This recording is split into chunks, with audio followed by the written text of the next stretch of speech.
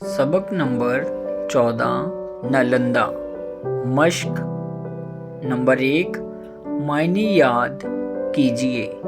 मुमताज़, नुमाया, इम्तियाज़ रखने वाला।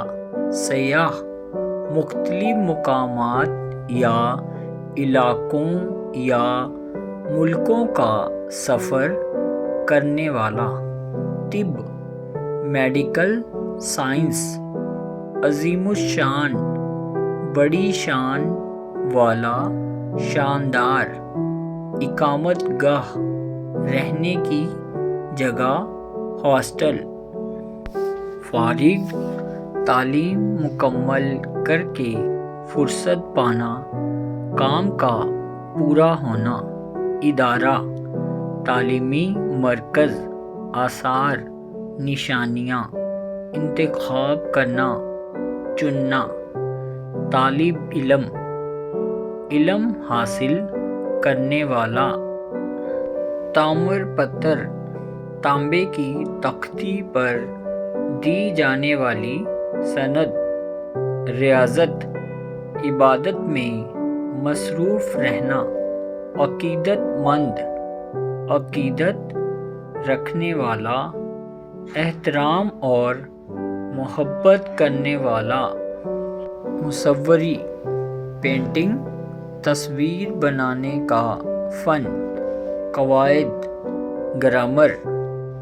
फ़नूने लतीफ़ा, फ़ाइन आर्ट। सदर दरवाज़ा, ख़ास दरवाज़ा। नंबर 2, गौर कीजिए।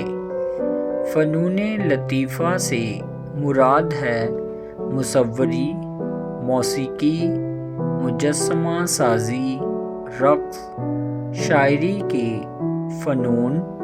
हमारे मुल्क ने इन फ़नून में बहुत शोहरत हासिल की है।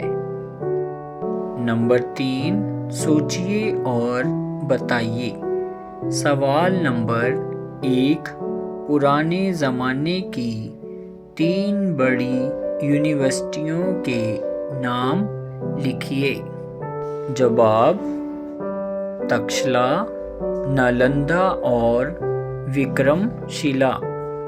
सवाल नंबर 2, किन राजाओं ने नालंदा की तरक्की में ख़ास काम किए? जवाब: गुप्त ख़ानदान के कई राजाओं और विक्रमादित्य द्वितीय ने नालंदा की तरक्की में ख़ास काम किए। सवाल नंबर 3, नालंदा में तालीम हासिल करने वाले मशहूर चीनी सयाहों के नाम लिखिए। जवाब: ह्यूग सांग और चीनी सयाह इत्सिंग ने नालंदा में तालीम हासिल की। सवाल नंबर 4, नालंदा में कितने तालिब इल्म पढ़ते थे? जवाब: नालंदा में तकरीबन 8500 तालिब इल्म पढ़ते थे। सवाल नंबर 5, नालंदा में उस्तादों की तादाद क्या थी? जवाब: नालंदा में उस्तादों की तादाद 1510 थी। नंबर 4, खाली जगहों को दिए गए लफ्ज़ों से भरिए। नंबर 1, हिंदुस्तान में आला तालीम के डैश ख़ास मरकज़ थे। जवाब: 3।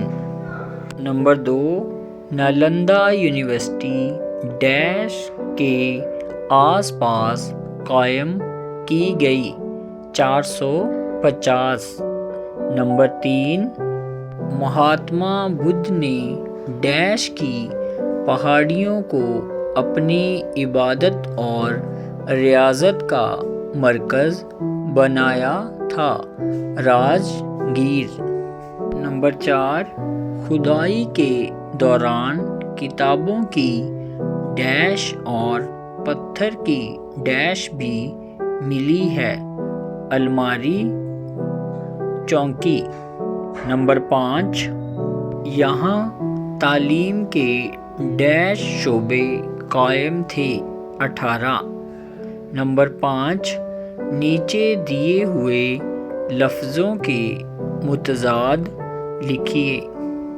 مشہور، غیر مشہور، مشرق، مغرب، ماضی، مستقبل، پرانا، نیا، اونچی، نیچی۔